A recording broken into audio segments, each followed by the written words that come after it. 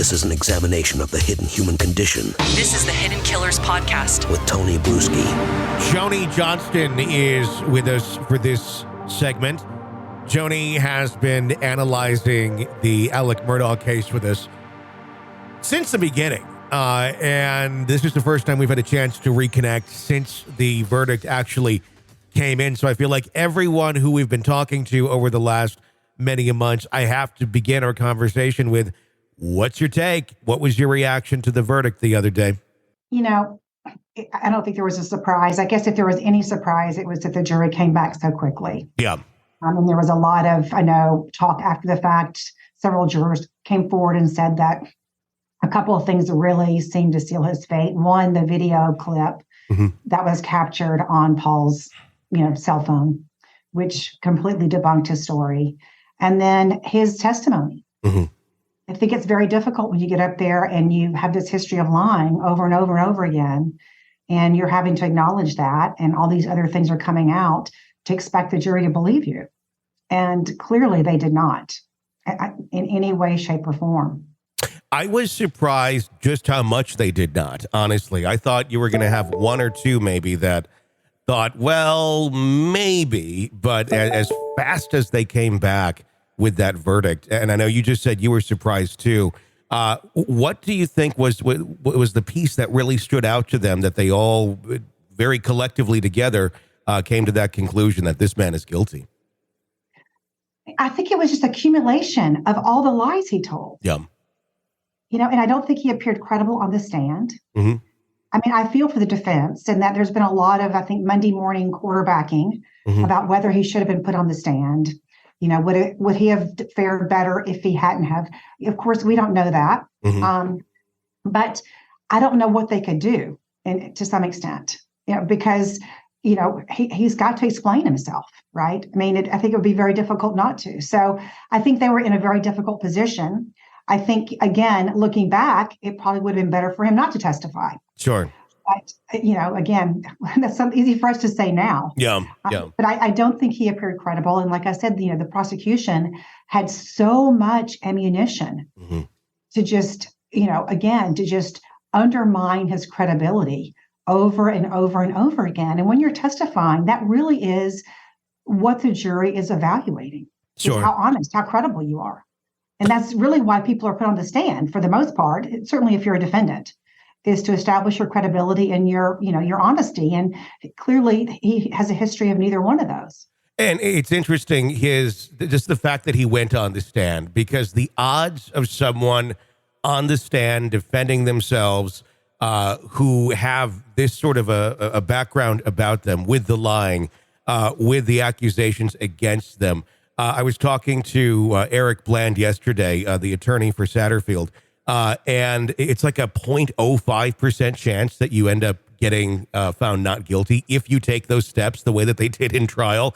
But I think that really speaks to the ego of Alex Murdaugh and the narcissism of, look, I can do this. I know I can really pull this off. And I think that's probably the fact or the reason why he ended up on the stand to begin with.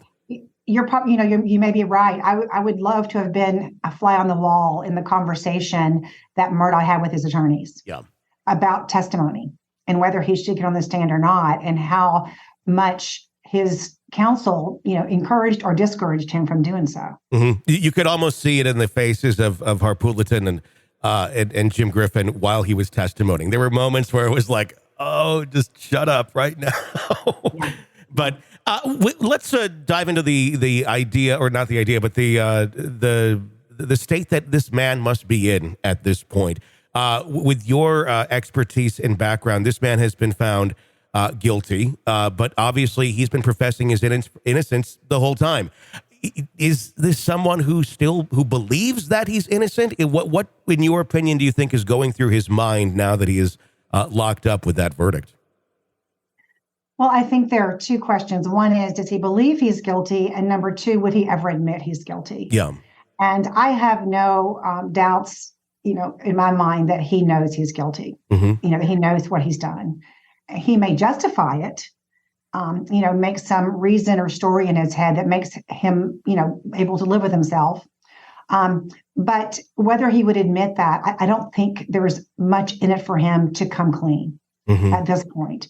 And I think for people who continue to support him, and I'm not talking really about Buster because, Buster's his son. Yeah. And there's that bond. But other people who may still support him, other family members, what benefit is it for him at this point to come out? Is it going to affect a sentence? No. Is it going, so I don't know that I would think he would ever come out and confess to doing what he's done. And there's more prosecution that's going to be going against him with the financial crimes and other things as well. Obviously, he went on the stand during this murder trial, flat out saying, yes, I did this. I stole these things.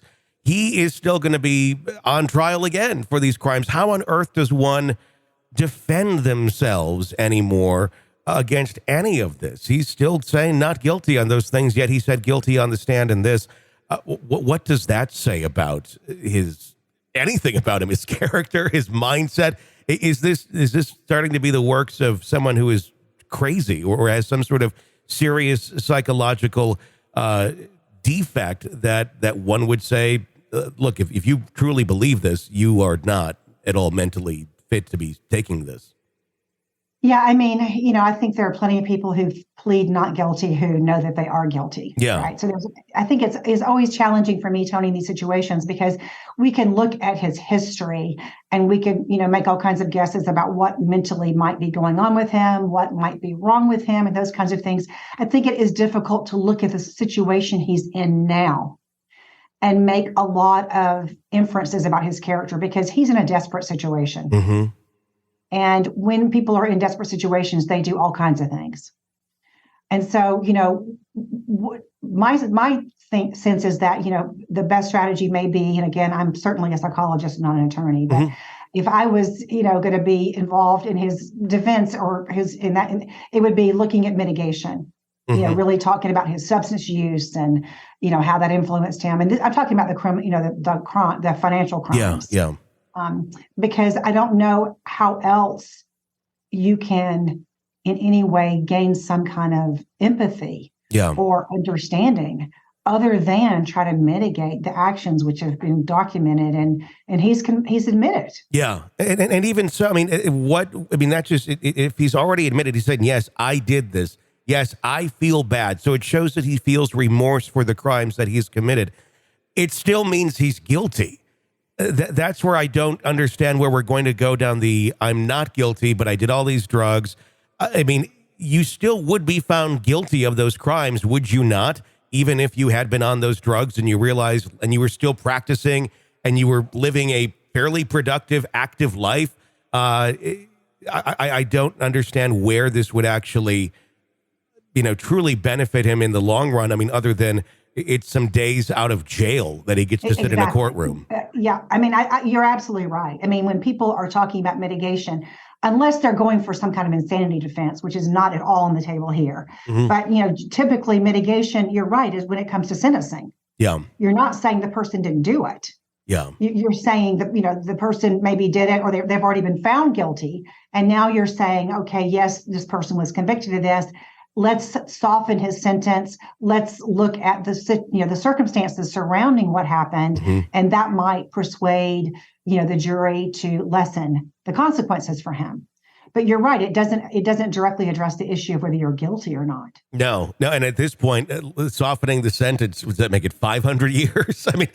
It's like what truly is the softening that's going to be happening here? That's Yeah. I don't know any positive outcome for him at this point. There's obviously not going to be. Yeah. So it's almost like water under the bridge in terms of the financial crimes, in terms of his quality of life and what's going to happen to him going forward. This is an examination of the hidden human condition. This is the Hidden Killers Podcast. The Hidden Killers Podcast. With Tony Brueski. Joni Johnston, thank you for your insight there onto the Alex Murdaugh saga. We're going to talk more with Joni about Bryan Kohberger in just a little bit and get some insight into how, for her as a clinical and forensic psychologist, her thoughts, her opinions of Mr. Kohberger have evolved over the last several months of diving into that one. That's coming up. Be sure to press subscribe wherever you download podcasts so you don't miss that conversation. My name is Tony Brueski. Stay with us.